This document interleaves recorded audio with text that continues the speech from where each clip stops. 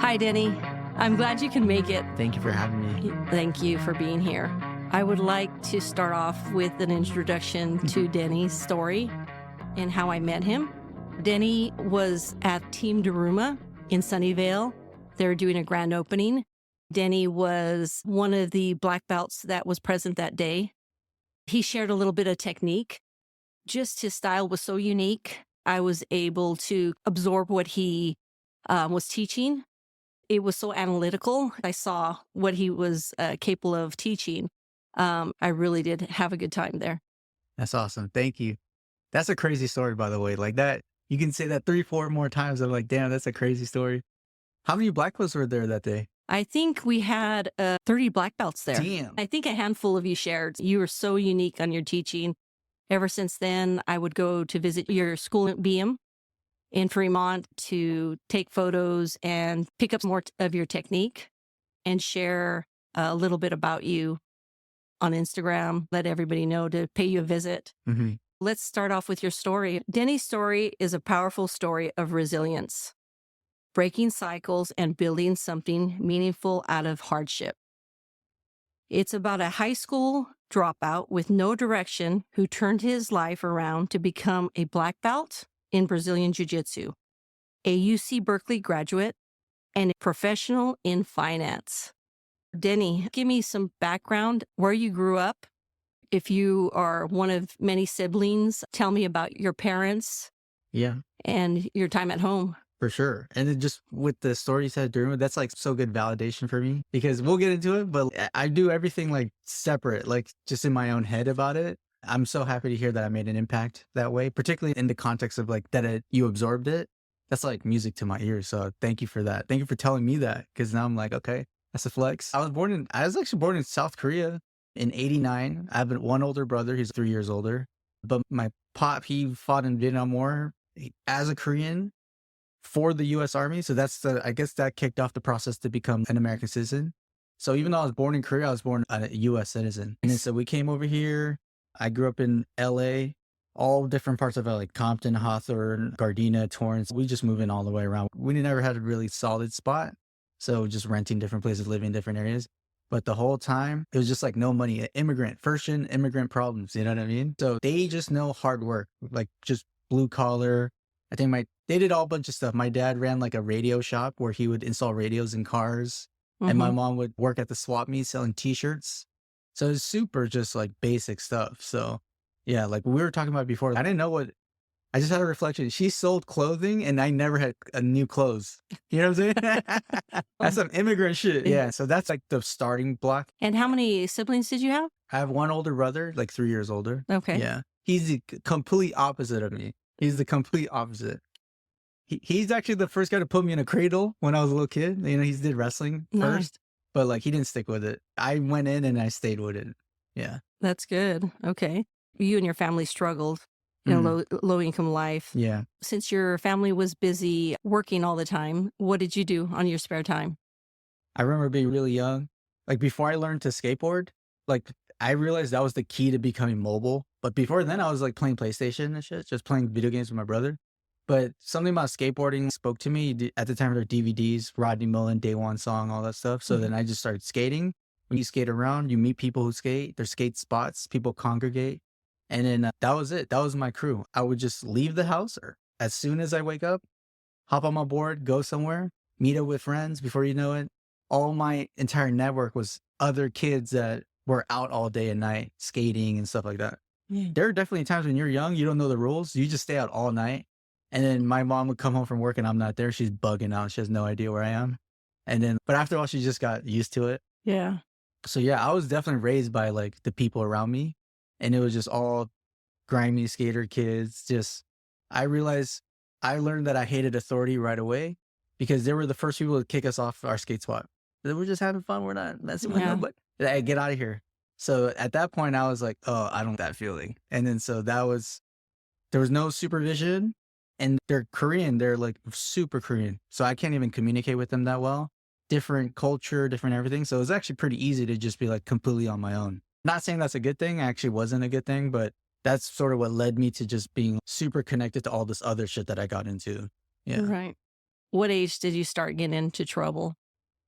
It's got to be like, well, trouble, like legally, probably like 13, 14. Mm-hmm. But I was a menace at 9, 10, 8. Like the second I got my board, it was over. Game over. Oh, What kind man. of things would you get into? I think when you're young and you there's kids in class and then they get like new shoes and like they don't even skate. Like I skate, my shoes are worn down.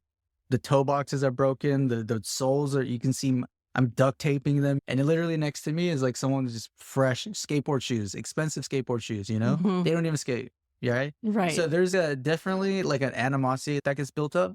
You look at your parents, but you can't be mad at them because you know how hard they work. Absolutely. So you like insulate your parent from being like all the shit that's going on, you know? Mm-hmm. And then so I was okay. That's where the independence came. Like, okay, I could get some shoes. And then I didn't graduate at that moment to like, let me take them shits. You know what I mean? Mm-hmm. To me, I was like, okay, how much are they? $100. Oh shit. And then at the time it was the Osiris D3s. They're the big chunky. You could stick a gram in the tongue. You know what I mean? And so I was like, I want one of those. And then that's what kicked off like, this quota system that I had in my brain. I was like, okay, I didn't have any money for food every day. So then you add on, I want new wheel bearings. I want new grip tape. I want whatever. I then created this mentality of I need to make money. I need to make money.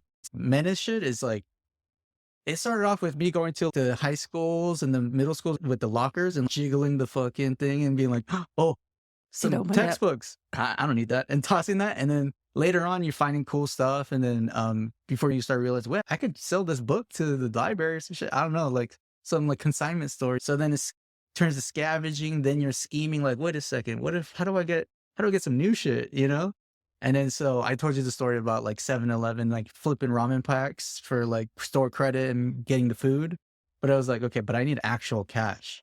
And then so it did eventually get to the point where I was like stealing from like the mall and shit. And like, I don't know, it got pretty bad. Like it got bad where like I regret a lot of stuff. Like I would start robbing people, stuff like that. So, cause I was like, why am I working hard when I can just do this? But without a moral compass, you're just like, this is better ROI, the return on investment. Like I can spend very little amount of time and I can get exactly what I want. So that's where my mind started going down like a bad path. But like the creativity was there. The scheming was there. It was just like what I was willing to do that was like bad. You know what I mean? To get you to what you wanted. Yeah, it was bad. Do you think that your parents working full time and not having time for you played a huge role in your direction? 100%. And I think it would have been easier if they were assholes to me, but they were always the best. Like they were like, son, we can't give you advice on your homework because we don't know it either. So that sort of broke my heart as a kid because I was like, damn, I can't even blame them. You know what I mean? Like I'm really out here solo. So who do you look for is the people around you. Like, hey, what is that? Like, where'd you get that? What do you have to do to get that? As a kid, it's just black and white. Is I don't have this. I want food. So I'm going to get food. And so my mind was very black and white at that time. So my parents, I was like, hey, what's up? How you doing? Hey, what's up? Cool. Their Asian culture is like, what you do today, bro? You know, none of that. Wow. It's like, oh, you're alive type shit. Okay, cool. Let me go back to work. You know what I mean? And I didn't want to bother that. So because of that, it actually became double life. And I think a lot of Asian people and maybe people of like immigrant parents, immigrant parents work hard, straight up. You know, that regardless of what they're doing, they're working hard. They care about their kids. The kids feel that, but there's no like explicit shit like that. So you just have separate lives. Protect them from the dirty shit you're doing. So that was definitely my life for that early stage. Okay. Yeah. At age 16, you came to a turning point in your life and you decided to leave LA. Yeah. It was so funny. I just realized I was trying to protect my parents from the dirt that I was doing. We're talking like at this point, I was like selling drugs and I would I would have stolen credit cards and get them shipped to abandoned houses and collect, you know what I mean? The cards are I would make friends with people that I didn't like, and then I would get access to their home and keep a window cracked open so then I can rob them later on, like shit like that, like really dirty shit. And then the only reason why I had that awakening moment was because my parents didn't know any of this. They would never question anything that I had. They're just like, I don't know how you got it. I don't even know if they had that conversation. But when the cops started calling, when the cops started looking for me, when they had to bail me out, I'm detained right now, get me out of here. I have a principal that would specifically look for me, and whenever he didn't see me, he would just call the cops. He was just saying, no, if I don't see him, he's just doing some bad shit. So once that started getting to my parents, and they're like, the last thing you want to do is see your mom cry. And then so when I saw her cry like the 10th time, the 20th time, the 30th time, I was like, yeah, it's because of me. So This was coming off the heels of going through rehab and then going through like court-ordered community service. I'm like 13, 14. So they can't put me into like jail and shit. And I wasn't doing any violent crime. So then they were like, okay, what do we do with this kid? So I was going in and out of shit. And I knew the laws. I'm being creative. It was like, if it's just over a certain amount, I'm not that trouble. You know what I mean? So then I was trying to be smart with it. But yeah, my parents, after seeing my mom cry, like there was like this final straw. I was like, I'm not going to do that to her anymore. And then so also being a dumbass, I was just like, I'm just going to leave. I didn't even tell them I'm leaving. So they thought I was dead for a couple years because I just disappeared. And I didn't, where's the cell phone? Where's the, right? That's just fucked up. I fucked up on that one. I'm an asshole for that. And then so what I did was at the time I was working at a hot rod shop.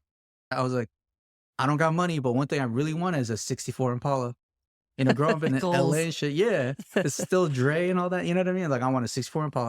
I want fucking Dayton's and shit. And so I worked at a hot rod shop thinking like, if I work at a hot rod shop, I'll get a hot rod. If I work at McDonald's, I'll eat fries. You know, that simple dumbass mentality, you know? There's some truth to it, but that's my mind. At the time, I worked really hard. Parents didn't even know I worked at this place. And the guys gave me the keys one day to move the car in the back. And at that time, I just got my little backpack. And I just tossed it in the car and I drove this car. It was a 64 Chevelle, right? And I just drove up the highway. And then I had some money in my pocket. All the scheme is, I swear, this is the last fucking, you know, like a movie. And I filled it up like 3-4 times. A horrible gas mileage, but it wasn't a Chevelle SS. It was like a inline 6 or some shit like that. Right. So I drove in this. My car's like, I got no more money for gas. Mm-hmm. My car's putting, you know. I'm just gonna pull off into this like apartment complex. Guess where I'm in Davis, California now. Right. Oh, wow. So I drove from LA to Davis. I'm like, what the fuck is Davis, bro? And I was like, what is Davis?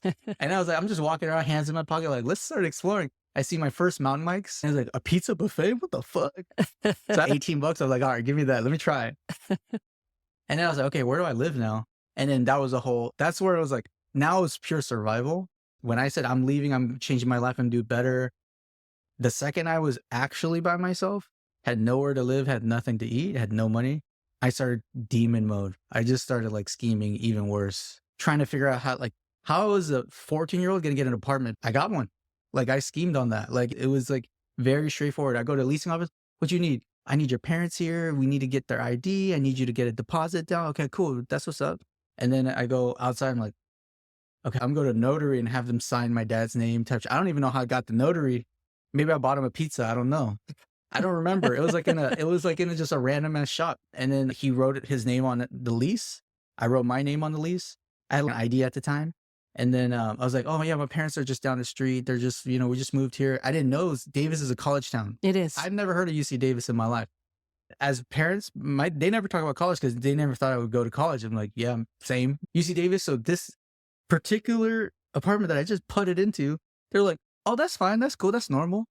And it was like, yeah, just get the deposit later. We got you. They're like incentivized to put me in a room type shit, you know? Wow, that was quick. And within an hour, I had my own apartment with no money down. My parents wasn't there, you know? So these are the schemes that I was like pulling. And then now I'm like, what's rent? $1,500? Okay. I gotta go from getting $300 to $1,500. And then now I just started going like nuts on that. And so that was at 16, I had that big change, but now I'm reflecting on it. It was just a change of scenery. You know what I mean? Same asshole. Fuck. Yeah. But just different. Okay. But I will say this. Now I know. So at the time, I'm a high school dropout. I got out. They kicked me out. You know, I had no chance. They're just not a good environment. So I didn't have a diploma, none of that. And in Davis, there's a technical school for cars. And I just came from a car shop. So I was like, let me just join this motherfucker right here. I can be a mechanic. That'd be fun. So I was like, you know what would be cool? Like one day I want to own a Ferrari. That's what I just like a little ass kid. I was like, okay, so I'll work at a Ferrari dealership, right? There's got to be Ferrari dealerships. And in dealerships, there's got to be Ferrari mechanics. And then so I found a mechanic program that teaches you to work at a dealer. It's obviously like Toyota, Honda shit. You know what I mean? Right. But I was like, I'm going to be a Ferrari mechanic, bro. Fuck yeah. So I signed up. And this is what I referenced, loans and debt and stuff. I didn't know anything about that. I was just like, you mean I can get that if I just signed this? Cool. Right. I just did that. Mm-hmm. And then car mechanic school, drove over here. I don't even have a driver's license. I have just my ID. But I went through that program. I graduated. They defer your loan so I don't have to pay shit. I was scheming on the side to pay rent on the side. So I was getting into some other shit. Because then remember the you versus me mentality?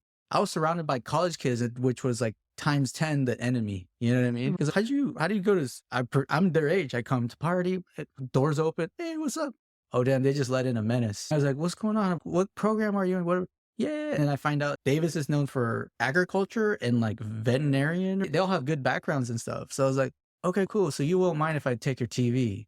So again, crack open the window, sneak in when they're going to class, understand the schedule. I would eventually have blueprints of the floor plans. Right. And every room have a little corner, hidden windows, stuff like that.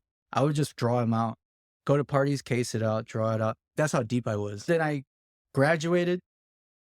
I was like, time to go back home. Because then I realized all the best dealers were in SoCal, like Ferrari, Porsche, Lamborghini, whatever. And then at the time I was emailing dealers all around the world. I was like, I have no experience, but I'm very passionate. I will be the best 16-year-old mechanic you've ever had in your life. You know what I mean? And then they always call, we usually hire people that 20 years experience at Mercedes, and then they get a shot at Lamborghini. Ferrari, they're like, you need to be a Maserati tech. Before Maserati, you got to be Fiat or what. There's like a process. And then I got an email from Lamborghini Beverly Hills, and they said, oh yeah, come through. We love to meet you. We love people that are passionate about mechanics. I was okay, I gotta go back home now. So then after I graduated the program, I went back home, knock on the door of my parents, and then they opened the door. They seen ghosts.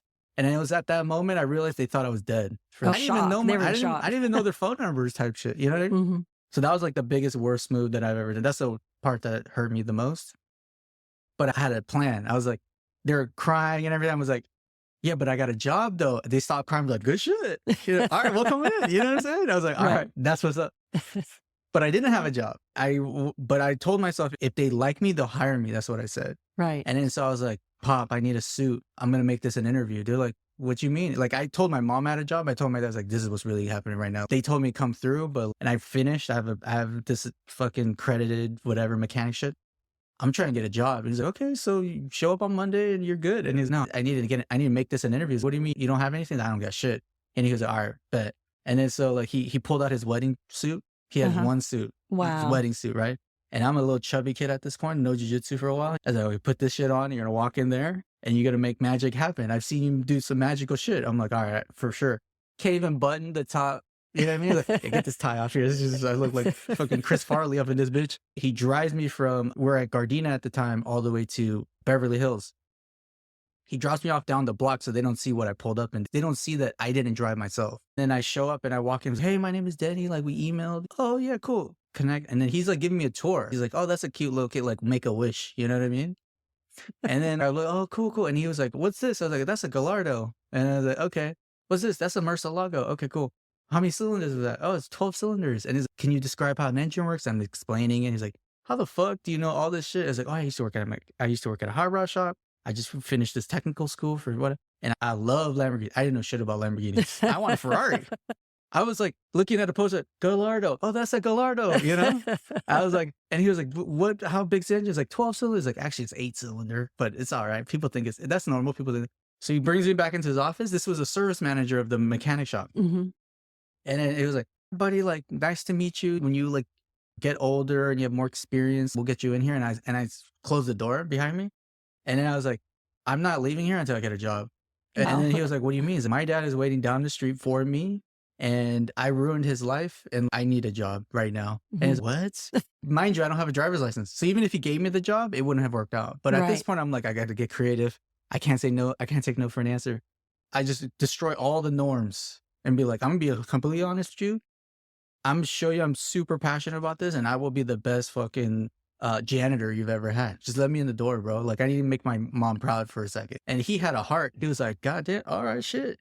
So then he actually said, yo, Mike, and which is the head mechanic.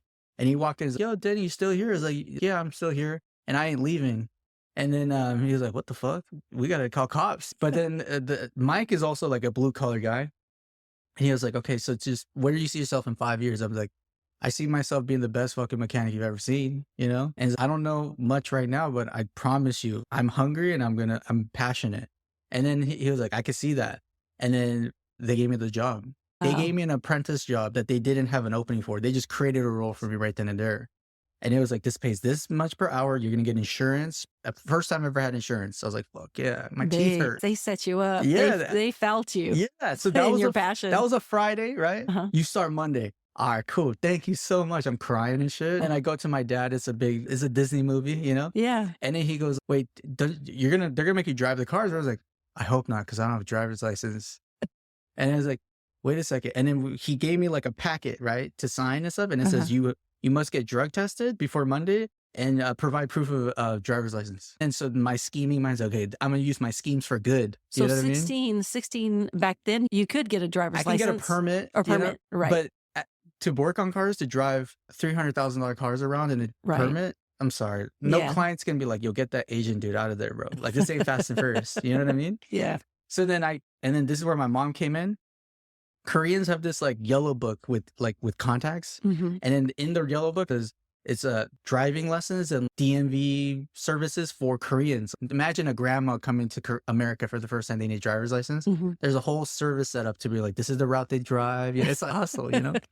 So then I tell her, she immediately gets on the phone. This is Friday night. Saturday morning, we drive to Bakersfield because Bakersfield DMV is the only one apparently that like you can walk in and do a driving test. So I get in the driving test. I'm the youngest guy. Everyone's old, like grandmas and shit, right? They're just like waiting to get there. They're just waiting for the turn. I get in there and then the guy coming in, he's like a high school PE coach, right? He's my driving instructor, or not instructor, but he's the one doing the test. And then like we go around the corner. He's okay, I want you to parallel park here. I'm like whipping it like this. And then my hands are wrong. And then we'll go around the block. And then we're sitting I want you to pull over there. Oh, cool. I'm looking at it. What's up? And you failed this shit a long time ago. Like, you didn't even look over your shoulder. What's going on? And I see you're young. Everyone here is old. Like, why are you here? And I just told him the whole story. I'm like, I fucked up. Like, my parents are fucking, oh my God, they fucking hated me. They thought I was dead. But I promised them I have a job and it's going to be at Lamborghini and I have the lease. Like, I have the agreement here. Like, I just need driver's license. And he said, all right, follow me. And then he took over the car. He pulled into the DMV thing. He's come over. He actually brought me inside the DMV, like behind the counter type shit. Wow. And he had me sit next to the printers. I'm printing driver's license right now. And he passed me and gave me that driver's license. He's like, here, I don't ever want to see you again. Don't fucking kill anybody on the road. Good luck to you. And then we drove home in silence. Even my mom was like, I don't know what the fuck. Why did he bring you there? I don't know what you did. I saw you peel out of here, bro. Like, I was like, I know.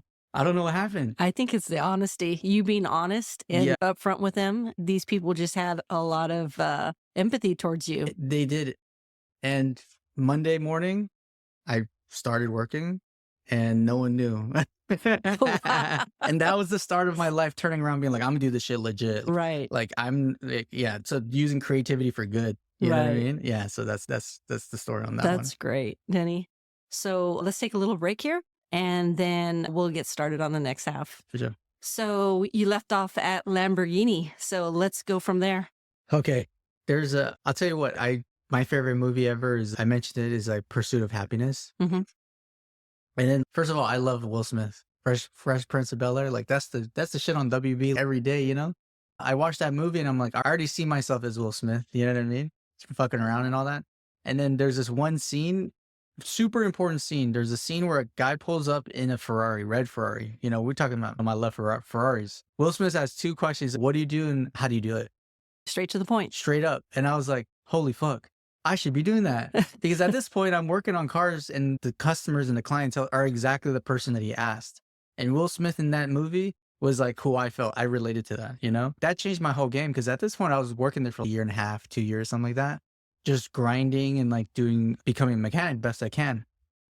And I realized I want more. The simple idea of I will align myself with this being a mechanic for these dealers or whatever, because maybe I can get one. And the reality is like, there's a such thing as like income and like expenses and you learn that. So as I got exposed more to the world, I was like, okay, wait a second, like more reality, right? More information. And then information was key. So at that point, I started just asking more, everything. Why did we do this? Who's that? How did they do that? Stuff like that. I started talking to clients and there's one guy, like his name is Mads. And I was like, what? That's a crazy ass name. But what's crazy about him was good looking guy, young, tall, athletic. I was like, what do you do? You do something, dude. I used to do kickboxing in like Holland. I was like, oh, Dutch kickboxers, that's really big. Because Jiu-Jitsu, MMA, all that stuff. I know about that. but you're not making money from kickboxing. He's like, oh no, I work in LA, downtown LA. I work at a hedge fund. I was like, what's a hedge fund? It's like finance. Okay, what's finance, bro? He's like, okay, I'm wasting my time. Like, he was like a big hot shot. And then I was like, okay, if I want to do what you do, what do I need to do? And he was like, did you go to college? I was like, no, I didn't go to that. He's like, okay, then you should go to college. And then being in the LA area, I said, okay, what's a good college? UCLA. And he started laughing at me. He's like, no, what are you talking about? To do what I do, you have to go to Harvard. You have to go to Wharton, UPenn. And I was like, okay, what are the chances you think I can get in that? And he looked at me, it was probably 0. Wow. So he was like very honest, immigrant mentality. I want honesty, you know? And then so I was like, okay, what do you think I can get into? And this is him not knowing anything about me. He just knows like I've never went to school. And he was like, I think Berkeley's a good school. And I think you can probably transfer in. So you should probably shoot for that. It's okay. It's all right. You can get where I'm at with Berkeley. I'm like, okay, cool. Right after that, I was like, okay, I just joined community college right there. You can sign up online. So that night I signed up. I didn't finish high school. So they were like, so where's your diploma? I was like, I don't got one. So they do like placement tests and all that. They set you up with the counselor, and the counselor was like, okay, what do you want to do? I was like, I want to transfer to a school called Berkeley. That's what I want to go. And he's like, probably not. I was like, what are you talking about? I was like, you don't have diploma. You don't have all this. Like, we don't even know what you're capable of. And Berkeley is a pretty good school. And I got a guy I met at work. He said, it's it can't be that hard to get in, right? And he pulled up the says like, this year is 5% chance that anyone can get in. You have to have a perfect GPA and all that, and you still got like less than 5%. I was like, okay, cool. I'll be that guy. Just what do I have to do? Point and shoot. I'll do it. This is where I'm like so hungry. Just as hungry as I was to get that job as a mechanic, I was like, okay, this is another level now. Like, I got to do this correct. Mm-hmm. And then from that point on, I just did my best. I remember a situation where I thought I was going to get a B, and then it wasn't good enough. So I spoke to, it was like a B plus, A minus, like right in the middle. And I spoke to my teacher. It was like a math class, and I suck at math. And I was like, I want you to drop me from your class. And he's like, what are you talking about? You're about to get a B plus. I want to make my family proud. Like, I want to go to Berkeley, and I can't do that with a B plus on my record. It's like, yeah, this was like the day before the final or some shit, you know? And he was like, I'm not going to drop you from my class. If you want to leave, you can, but I'm not going to drop you. And then I came into the final. If I get a B in this class, it's over. I need an A. I had a perfect GPA at that point. It was like my final class to transfer or be qualified to transfer. And I did it. And the test I didn't do well. Oh. I got like a B or something like that. But then when I got my transcript, it said A. And then so I realized like, oh, that was another like that PE teacher DMV scenario. Yes. Where the guy saw how hungry I was. He understood the story and what I was trying to accomplish. And he was like, this kid's trying to change his family's life. You know what I mean? And then so I think he nudged it for me. And then given all that, I started applying.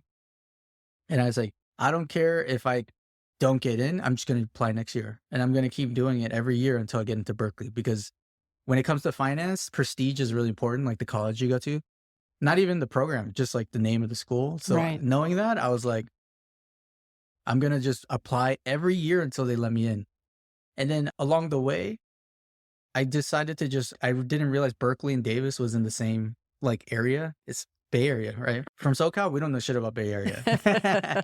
So then I got into the car that I had at the time. On a Thursday night, I drove to Berkeley just randomly. And then I went to Berkeley campus. I walked around and I looked for administration. I was like, this is where they let people in. And then I went back to my car, slept in my car. I woke up early in the morning. I went back and the office was open. And then I said, I want to get into this school. How do I do it? And they gave me like papers, like, you could do this, blah, blah, blah. Like, when are you in high school, or are you currently a student at Berkeley? Because to get into the business program, you have to transfer in. Even Berkeley students have to compete against each other to get into the business program. And then I didn't know that. And then they thought I was like a Berkeley student. And then I was like, okay, no, I'm going to community college. She's like, oh, which one? I was like, this one, El Camino. And they're like, we don't really have anyone from that school come here. They're like, why are you here? I was like, I just drove up. I just want to meet everybody. And then this is again me like hustle mentality. Like, if they know me and then they know my face and they know my intention, when they see my application, they're going to connect it to me. And it's going to be harder for them to say no. And they're like, okay, damn. And at that point, they knew I was serious. I was supposed to be back at work Friday morning, but I was just like, I'm just going to stay here. Fuck it. And then Friday morning, I stayed. I came back in the office and I was like, can I just hang out with you guys? They're like, what? Yeah, there's a seat right there. You can read the pamphlets and stuff. I was like, all right, cool. And then on Saturday morning, I showed up and they have like limited time scheduled during the semester. And I said, can I just hang out with you guys? Like, so how do I get in? Like, what GPA? I have a 4.0. Do you guys take 4.0s? Just trying to create conversation. Yeah, just selling yourself. Yeah. And I quit being a mechanic. I called in. I'm not going to make it. I'm going to try to go to school and take this shit serious. Cause at the time I was doing part-time and I was looking at the credits I needed. And I was like, I need to do this for real. So then, but at the time I was paying rent for my parents. And so it was a really hard decision, but I called my parents. I'm like, I don't know if I can afford rent anymore. I'm here in Berkeley. They're like, oh, that's where you are. I was like, yeah, I'm here in Berkeley right now. I'm trying to get in. And then I think I could take this college thing serious because this is a beautiful campus. This is like serious. Like I felt mad intimidated. And then, so I just stayed there for a few more days. And then like, I walked into the office and like, shouldn't you be going home now? I was like, no, this is my home. Just fucking around. And then it was like a Monday and I was going to leave. And then this woman, she came up to me. I forget her name. She was like one of the older ladies in the office. She said, my name is this. Here's my card. I want you to email me. I can't talk to you right now. But if you email me, and in the back was her personal email, I'm going to tell you about something that is mostly for upper grad people, but I think you would be a good fit for this program. Okay, cool. I drove home. I emailed her. And then she sent me this like secret program that they have at Berkeley for the iHouse is International House. It's for foreign people, like foreigners and diplomats, kids and whatever. They will actually sign up to be a Berkeley student for the summer and then take Berkeley courses, but they live in this like foreign specific dorm area, right? We're talking like PhD students, like just general grad students coming in from Switzerland for the summer and stuff like that. So she sent it to me. She said, I want you to apply. And then like I told the team about you. So give us your best shot on your application. Give us everything you have, and I want you to apply, and maybe we can get you in here. And then she was like, if you have a Berkeley transcript with Berkeley credits, you're going to get into Berkeley. I was like, wow. So then I was like, holy shit, she's fucking looking out for me. This is another angel situation. Yes, absolutely. I applied, I got in. And then, but it's like general, it's not for the business program. I have credits. I'm taking judo as a PE. I'm taking like earth sciences and shit. And then when I'm not going to class, I hung out at the business admin office and made friends with everybody. I got to see everyone's office. I would hang out with them. I was like, can we get lunch? He's like, I'm not allowed to talk to you, right? I was like, why? He's like, because if you're going to apply, then this is conflict of interest. I can't talk to you. Okay, cool. Can I sit here though? I can't kick you out. And then so I just did that for the entire summer. I had 3.5 credits, 2 classes, 1 half credit and 1 3 credit class. Nothing to do with business. But every day I would sit in that office. Hey, what's up? Hey, what's up, Noreen? Hey, what's up, Kayla? What's up? And then the summer ended. And then I went back to community college. I applied and then like I got in. And I got into the business program, the one I wanted. Wow. It was like I could have applied to the economics program, which was like 20% interest, but I chose to do the business one because Mads in my ear was like, business or nothing. You can't fuck around. You're like, all in. Yeah, you got to nothing. do it. Yeah. I was like, okay. So then that's how I got into that. And I got in. And then I'm transferred in as a junior. Now the stakes are on because you have Berkeley students that were there freshman, sophomore year, they earned their way into junior. I'm coming in as a community college student, older than them, work experience. I have a driver's license now. You know what I mean? I got a car and shit, you know? I got and I'm coming in, I'm like, holy fuck, these little kids are like running circles around me. And then I realized like, how am I supposed to compete with these guys? So like in the, for jiu-jitsu, I always thinking, how do I win against someone I can't win? Okay, then I can't play his game, right? So I stopped studying. I just stopped studying. I stopped showing up to class. I was like, if we're competing for work, like they're working their ass off to do little like case studies and group projects and like presenting and having nice suits and shit. And for what? To get a job? Okay, then I'll get a job while I'm in school. Cause as a Berkeley student, you look valuable, right? Even though I didn't even have a single, like I have 3.5 credits from PE.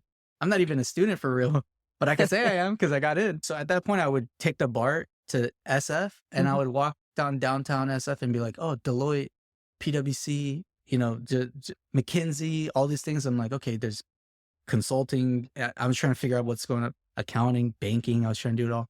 And then that was my study. I would just go down the street and stop people and be like, what do you do? How do you do it? Will Smith. And then I was like, oh, I work here in this building. Like, what do you do? I was like, I'm an auditor. Okay, cool. What does that look like? He's like, I got to go. I was like, okay, bye. What do you guys do here? Oh, we do wealth management. What's that? And then, that's how I would study. And before you know it, I get cards. They're like, you're a Berkeley student? Wow, I've never had anyone walk into the lobby and just ask people. We've never seen that. Okay, yeah, you've never seen me. And so get that contact, blah, blah. And then that's how I like finessed my way to an internship that I had zero right being in. You know what I mean? My first internship was with General Motors in Detroit.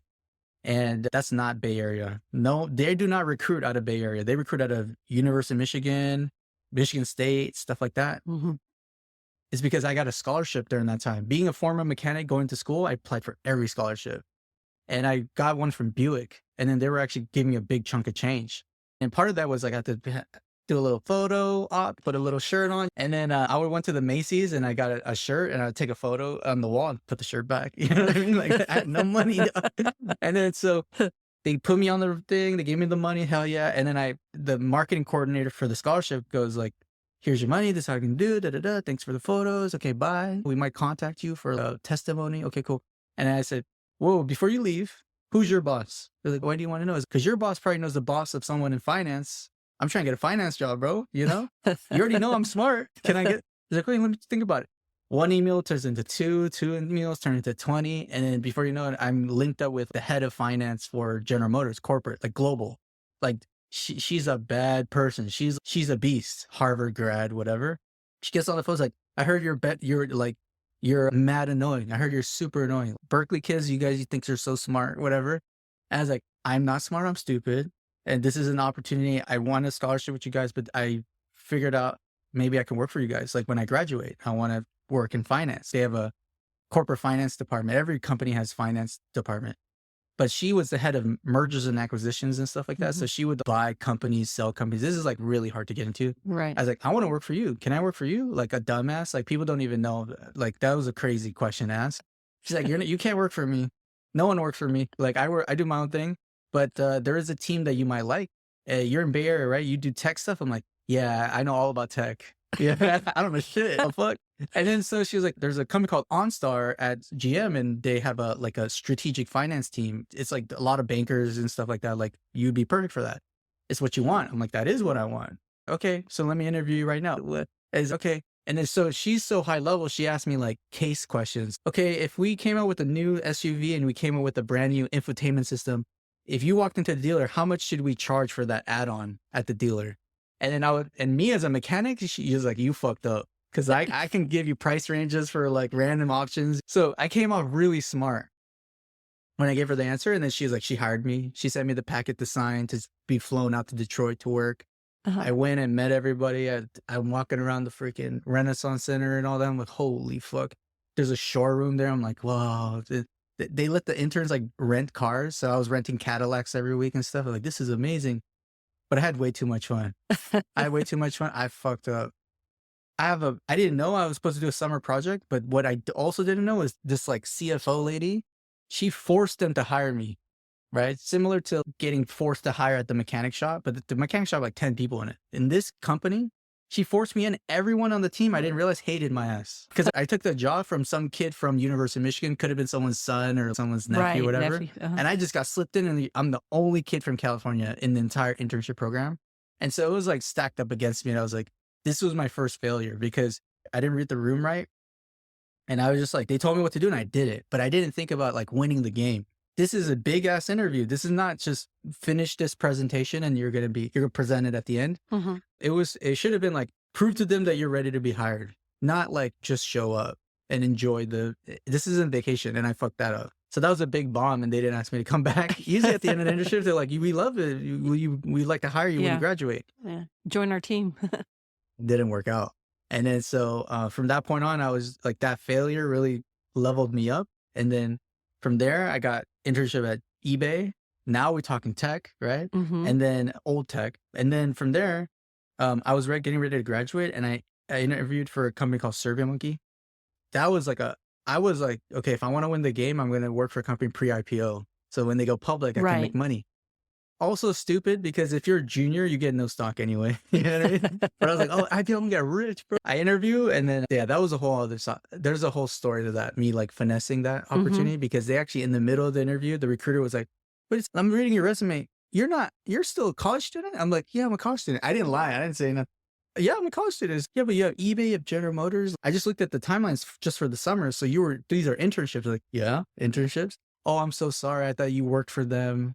And then you're like 7 years into your career. Like we have a very small team. We want to hire the best. Mhm. And then I was like, you're not hanging up on me.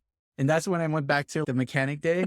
I'm not leaving this conversation until like you hear my story. You know? And then by the end of it, I think she was crying a little bit. She was also from an immigrant family, and her name was Gabby. And then she actually like immediately sent me to the hiring manager on the same call and be like, you got to hear this fucking thing, you know? Right. And then I got on a call with him. His name is Kareem. And then I told him, I'm hungry. I'm going through this finance program right now, blah, blah. And then they actually created a role for me to get hired. And I worked that from when I graduated, I got into that's how I broke into like tech and finance and tech and finding my place in that and having a career. I was like, damn, this is what's up. I get to still have insurance. That's fire. So yeah, so that's how I transitioned over to like full-time work and what I do like full-time. Yeah. Nice. Yeah. Very cool, man. Let's go into another section now, which is discovering and evolving through BJJ. Mm. Let's start at the beginning.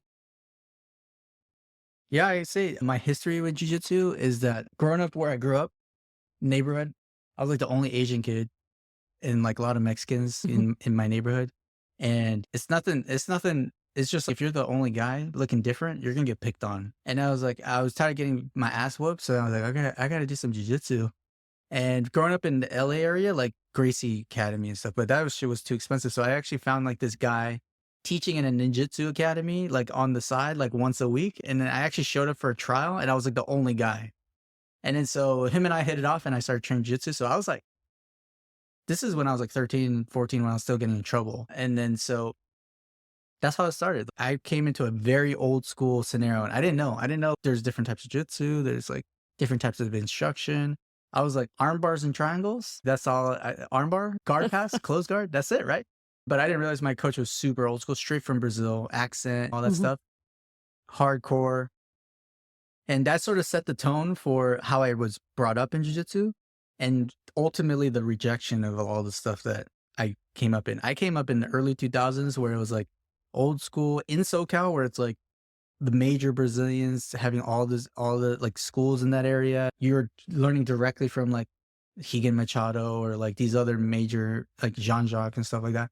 It was a hub, but there was no cohesiveness. Nowadays, you can visit any school you want and it's no problem. Right. But back in the day, if you did a leg lock, you'll get stomped out. And if you if you even drop in on another school, you'll get chewed out. That's not good. Creonch, you know? Okay. And there's no open mats anywhere. You just train at your school. That's it. Okay. I had a friend that trained jiu-jitsu that I met and he was like, yeah, come to my school, come train, whatever. Like, what? No way. If my coach finds out, I'm going to get wrecked. You know what I mean? And then I didn't have money. I actually owed him a lot because he let me train by cleaning the gym and stuff like that, which I think is one of the few things that I definitely love. Like I still do with my school. I have a few students that like just laid off or whatever. Just keep training. Just keep training. It doesn't help us for you to be gone. So there was a lot of good and bad with that. And then, then I got into Berkeley and I was going to leave LA to go there and train there. At this time I was brown belt. So white to brown with my coach. Never having stepped foot in another school, like just never. Listening to everything, whatever. And on the way out, this is where the old school comes in. Like he's on the good side, he was awesome to me. Like he treated me, he gave me a place to train and like he would like, we would go eat food sometimes, whatever. He would coach me, we'd compete, he'd be in my ear. But then other times where it's like, oh, I'm going to go to Berkeley, like I'm going to improve my life. Right. He hated the idea of doing that. He's like, why would you leave? Think about it. You're brown belt. If you get black belt, you can run my school. I can open up another location and then blah, blah, blah. I'm like, and get what? Paid 50, like not even 50K, 35K a year. Like it's not feasible. So I had a falling out on that. But being so constrained when I got to Berkeley, there's a few things that I did. I started with some friends, the Cal Jiu-Jitsu program, and I got linked up with Half Gracie Berkeley in that area. And then I studied abroad in Brazil. So like from nothing, one thing to holy fuck, doing it all. Your world busted wide open. Yeah. So I went from one side all the way to the other side. And then with those experiences, I was able to find out what I loved. Right. And then the number one thing is like, no person's going to hold me down anymore. I didn't even realize I was being held down. Like It's like you didn't know you had bad vision until you get the glasses. You know what I Right. mean? Your first pair, you're like, what the fuck? Right. So when I got exposed to other jiu-jitsu, I'm like, I didn't even know what I was missing. Yeah. And then so I realized the old school mentality, a lot of the time it's a cover up.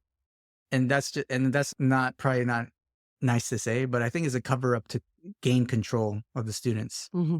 And just like, I don't know, I have family members, super old school Asian. Don't do this, don't do that, don't do that. The first time I remember my dad saying, don't stick your hand out the window of the car. I'm like, why? It's like, you're going to lose your hand. Really? I'm like, that doesn't make sense. So that essentially feels like old school to me. When someone tells me to do something, but they can't give me a why, Right. I was just like, I'm sorry, that doesn't make any sense. But at the time I had no power. But Mhm. now I realize that the world of jiu-jitsu and community is so much bigger. I'm like, all right, I don't like that. I'll just do something else. You know what I Mhm. mean? And so with all those experiences, I was just like, holy fuck. It's all about taking control, being creative, finding my way. And within jiu-jitsu, I realized that that's what I had to do.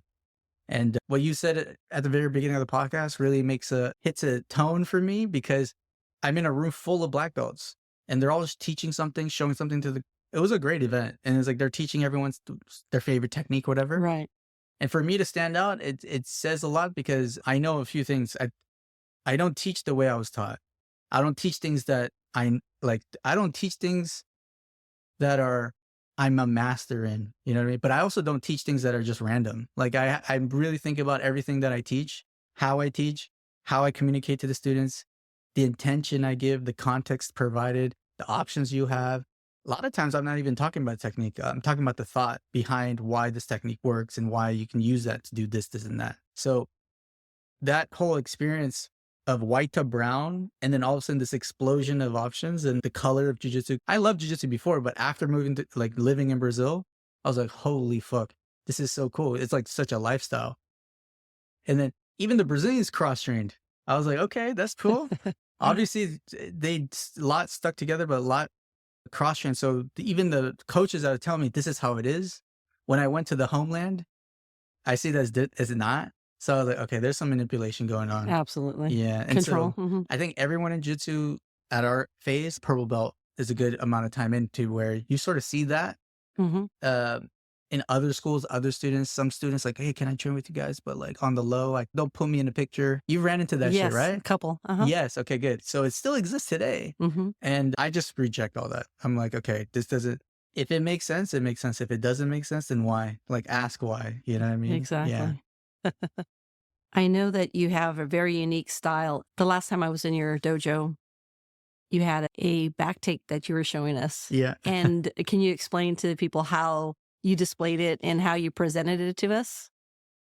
Back take. Was that the video study The class? video study. Yeah. Yeah. Okay. And then we went to you showing us how it was used. Yes. And Yeah. Interesting. Okay. So I will talk about the specific class, and then I'll share like my mentality behind that. There's a lot of opinions that I have that has been concluded from training, from teaching, from seeing people grow, to all of, and not being held by tradition and just standard stuff.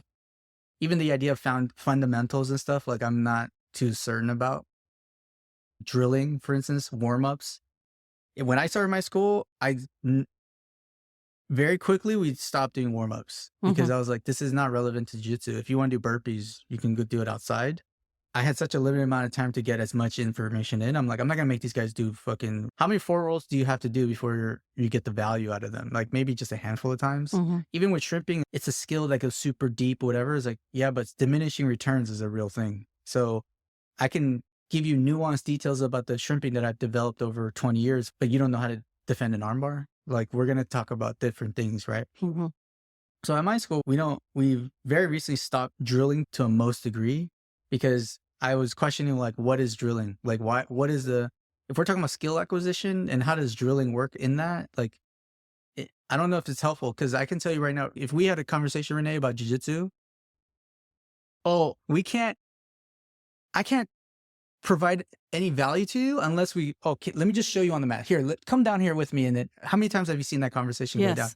But I'm telling you, the most I've ever grown was having a very clear conversation with people that were thoughtful and be like, okay, so why would you approach guard this way? Well, it's like in this phase, these are available to you. So why wouldn't you do this? It's like, oh yeah, that's true. Why didn't I? So having these like conversations with certain people opened my mind to being like, okay, the way you get better is having those types of questions, and not necessarily it's that or nothing, that in as a supplement to everything else. So it was just more about like traditional just didn't make sense to me at a certain point. You know what I mean? You just come in, here's the warm up, here's the technique, we drill, and then we're going to spar. So to get into the class on the day you came in, it's a fairly unique class. And one of the things about being a coach is I'm like addicted to jujitsu, obviously, but I can't spar. I'm not at the gym as much as I used to be. So what I do is I just watch people train. I personally think that seminars are a scam because you pay all that money and then you get taught 10 different techniques and you walk away with what? How many in your pocket? Probably zero. Maybe one. Maybe if you're lucky. Thank God I got one, right? And then to be able to actually hit it in class the next day or whatever, it's probably close. It's like a single-digit % chance, right? And that's with a lot of effort. And so to me, seminars are more of like a photo op. It's fun. Like you get to see the way, you get exposed to different ways of thinking. My biggest takeaway of seminars was being exposed to how they explain or how they think about technique, not necessarily what they showed. And that points to a bigger thing where it's like the concept of jiu-jitsu, like things, why they work is more important. So that Thursday class was a result of me watching Mika Gaval's 2024 Grand Slam run, which is Pan Am's, Euros, Worlds in the gi. And it's just hours of footage. I'm just watching I have my own personal goals of how I want to improve my jiu-jitsu. So I do a lot of mental jiu-jitsu in my head. And I discovered something because for the longest time, I have some objectively effective positions that I tell my students about. Obviously, is it better to be taking someone's back or is it better to be mounted? It's clear in that sense, right? Right. But the real thinking has to come in the transitions of this position versus this position or whatever. And so the value system dictates your prioritization and the choices that you make. So I look at Mika and it's not necessarily a seminar. It's just matches. And I'm like, okay, show me what you want to teach me. And then I'll look at the footage and say, wow, Mika finishes a lot of people from the back. But how does he get the back? He gets it from full guard. He gets it from open guard passing. But when I open guard pass, I always end up in side control because I think that's safe, and then mount, and maybe we can work a back take. But I recognize that he actually hates side control. Every time, even when he's in side control, he just like rather let it go to create movement for the back. But here's the thing. I've been in that scenario where I just let people go in side control and they always face forward. But for some reason, Mika has an ability to make them turn away from him. Right. These are the observations I'm having when I'm watching the footage. And then the whole time I'm writing notes. I have timestamps. I have what's the mechanism here? Like, what am I seeing? And the way I say is, what is he teaching me? Right. Because ultimately I want to give this to my students. And then so I recognize that he actually, the way he modifies everything upstream, he modifies the way he passes and has certain grips that's conducive for them to prevent them from turning in. So they're forced to turn away. Right. And so once you recognize that, and I've never watched a seminar from him or him teaching this or anyone teaching this mentality, but I recognize it was that mentality that made him so successful. It's not the technique because the grips kept changing, the passes kept changing, the sequences kept changing. He was able to get the back from many other positions. And so if we stuck to technique and I showed 10 techniques from those videos, 10 out of 100 that I saw, we're not getting anywhere. We're not going to get anywhere. You have to come to my class every single day, and I have to be there every single day to work through the techniques. And at the end of it, what do we have to show for it? We didn't talk about the mentality. We didn't talk about recreating that. We didn't talk about the things that never change and the things that do change. We're just showing technique. And so I have the timestamps. I download the data. I'm parsing it in my head. Okay, what is the most important things? What has to happen? And what can I say in a way where the students can replicate this like phenomena, right? So it's not the result. It's this phenomena that keeps happening where he goes from passing to back taking. I don't care about the finish because if you have the back, you can work out the finish. It's about setting up that back acquisition. And so I have the notes. I have everything ready. I have the matches queued up. I have it projected on my TV. Class starts. I have it everything loaded. I'm ready to toggle through, pause it, explain it, start the class. We will gather on the TV. You were there, thankfully, to witness that. And then we go through that. We go through the time stat. And then watch Mika when he does this, he does this. Even when they turn in, he will still do this, but you can tell that he doesn't prefer this. And by the way I'm looking at it, he's teaching me the whole time, saying, I do this in this situation, I do this. But the fact that 9 times out of 10 he does this and 2 times out of 10 he does this, is he's speaking to me like he prefers to do this way. So He does that by this setup. He does that by shifting the weight here. He does that by modifying the pass this way. Okay, cool. Now, how do I teach that? I explained it. You guys are all on the same page. Mm-hmm. How do we make it actionable? And then the process I use called CLA, constraints-led approach. And this is a pretty recent development in my jiu-jitsu. When you saw me at Duruma, I was not doing CLA. I was not doing ecological dynamics. I wasn't doing any of that. Mm-hmm. I was doing more positional sparring. And then I got a buddy, Josh Baem, and him and I started doing ecological dynamics around the same time. Mm-hmm. I was like really not into it because I researched it in the past and I was just not into it. And then he started doing it. And so around the time I started doing it, and then I have another coach, Al Laguera. He's part of JG. Mm-hmm. And he talked to me about ecological dynamics. And then he actually came in and taught the process in our school. From there, I was just like, okay, if this means that this could help my students, I don't care if this means everything I was doing in the past was wrong. Mm-hmm. Like, I'm okay with that because my number one goal when I opened my school was like 100% the benefit of the student. And in rejection of the old school, if it means the best thing for the students to leave my school and find the quote unquote better school for them, 100% like support that. I'll reach out to that coach and let him know you're coming. You know what I mean? Yeah. In the past, like, don't do that. That's the enemy. You're like, whatever. I don't do any of that. So I just asked myself, when I was 16 years old, when I was 18 years old, when I was 20, when I was 22, when I was 24, what would I wanted my coach to do? If he really cared about me, the white belt to brown belt coach, I thought he cared about me the whole time. Right. But then at the end, I realized that he was just using me for tournaments or helping him out, whatever. Mm-hmm. When he was able to tell me, don't chase your dreams and stay here and live below poverty line, I knew he didn't care about me. So that made a big impact on me. So when I have my school, I said, look, I'm never going to let myself do that. And like, I don't actually don't like teaching. I say I like teaching. What I really like is seeing people grow. And like, if I could help them do, that's just crazy. I love that. So when you say it made an impact on you, I'm like, fuck yeah, that's what I'm talking about. I don't give a fuck if it was a back pick or a knee shield pass, whatever. But if you felt improved from hearing what I'm saying, I'm like, that feels so good, right? So when I opened up my school, I said, number one, 100% priority is the student. I don't think there's a school there's schools that like to think they do that, but not to the degree that I do it. Like at the detriment of my school. Like I make sure my school doesn't get too big. Like I don't want it to be big. Like I want it to be small, mainly because it's more manageable for me. But like I have a particular way of teaching, and I'm so glad it rang a chord with you because I've definitely talked to people the way I talk to you right now. And they're like, you lost me at what's up? You lost me, bro. Can you just show me what to do? It's like, I don't speak in technique. I speak in like, how can I help you? Yes.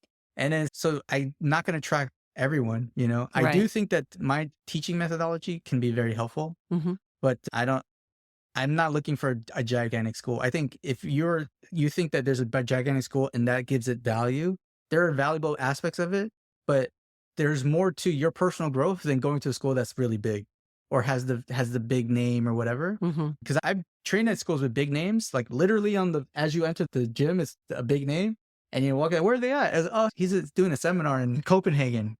Okay, cool. You know what I mean? You're hoping to see him. Yeah, I was hoping to see him. So you just have to find that space. And so I tell everybody, like, give yourself a really good chance to find your family and go every school you can, then make a decision. So I started doing that CLA because of this. With this focus, I started developing my training to be more aligned with CLA, which is constraints-led approach. And so essentially what CLA is, it is similar to positional sparring, but it's distinctly different in the fact that the practice of CLA is you constrain the environment to like almost an infinite degree, and you can manipulate the environment of the athlete to make them do what you want them to do or work on a skill that you specifically want them to work on. No longer is it, I want you to improve your triangle, Renee. How do you do that? Well, here's 5 different triangle techniques, and then we'll have you spar. Okay, what was the problem? Well, I couldn't keep their head down. Okay, here's how to deal with that. Okay, let's go back and train, whatever. That makes sense. But with CLA, we can actually constrain the environment to where I'm going to limit the top person and the bottom person of what they can and can't do. So we can work on the specific skill in a live scenario. So there is no more dead drilling. It's just more so like, we're going to run you through a live experiment right now. And I want you to be creative. It's not about winning. It's about completing the task. And your task is this, and this person's task is that. And then with the CLA approach, you can add variables and the game grows and more things can happen. And so to me, that's the difference between that and positional sparring. Right. Yeah. And the way I would sell this style of training to other coaches, a lot of coaches hate doing this. And I personally think is because it puts into question the methods that they've developed over decades. You know what I mean? Right. What do you mean drilling doesn't work? No, fuck that. I'm not saying drilling doesn't work. I think drilling is an amazing tool, but it shouldn't be the main focus of skill acquisition. I think being in a live scenario is more important, but constraining it so you can almost, it's a proxy for a drill essentially, but it's better. Mm-hmm. And so have you ever went to a class and taught something like, let's say, a reverse half pass, passing a half guard by doing a reverse half guard, something like that. And then they go when it's time to okay, sparring time. And it's like open. And how many seconds were you even in a reverse half guard to even pass that from what you were taught that day? Sometimes it's 0. Right. Right. So then you do positional sparring. Okay, you have to start in a reverse half. Okay, at least the coach can control that environment. Right. And then now at least you have time to work on that environment, and then we can go from there. And then if you do open sparring where you start there, you pass or get swept, and then you're just never back. There's no incentive to go back there. We just had a lesson on that. Why are we going to? So with CLA, it's the same thing. The benefit of a positional sparring is that it's constrained environment, except you're constraining it even further to manipulate the environment, to completely control the environment for the athlete. Right. So if it was like, I'm having a hard time passing reverse half, okay, what is it about it that's a problem for you? And then, it's actually not the passing portion, it's the fact that I can't feel my base. I feel like I'm not in control. Okay, let's constrain an environment. We're going to have a game. We're going to design a game where you're in that position, the other person's in bottom position. Person on top's goal is not to pass or do anything like that. It's to maintain this posture. Mm-hmm. And then the name of the game is the control of the frames and the connections between your hands and their hips or something like that. Person on bottom, your job is to recover guard. Mm-hmm. And with this completely constrained environment, you can actively pursue the skill acquisition you need to improve that aspect of that guard. So then when we grow the game and add more variables, you can now start passing from there. You know what I mean? Very cool. So that's like, that's my spiel on how we do that shit. So with the Mika thing, is just, okay, with the context of CLA, how do a constrained environment where we're going to replicate passing to back take? So we'll start in a fully passed position. And then the task of the person on top is to go straight to a back take position. Essentially, the task is prevented from turning in. If you're there and they have to defend the pass, but they are prevented from turning in, then you're good. So we're gonna manipulate different grip scenarios that's gonna yield which grip is gonna be more effective, or which connections are gonna be more effective in preventing them from coming in. And as we progress through that class that day, I changed the connections, and you're like, at the end of it, you're like, holy fuck, this is the grip. So I'm actually creating games where I want you to fail. And then we find the truth once we adjust closer to what I actually want you to do. And then, so that would be the outcome of this type of thinking into that environment. Yeah. Genius. I don't think so. I'm pretty dumb, dude. No, it's very effective. We're going to start. Let's talk about your family, wife, kids. Yeah. Yeah. So I have a wife, Steph, and I have a little boy, Ellis. He's 2 years old. Before that, I have my gym, right? And I would teach every single class. And then when Ellis was born, obviously, my support group is that immediate family, her sister, her mom, her dad, her other sister, like that side. My family is in Korea, so they're doing their own thing. But I have that, and then I have the school. And the school really helps.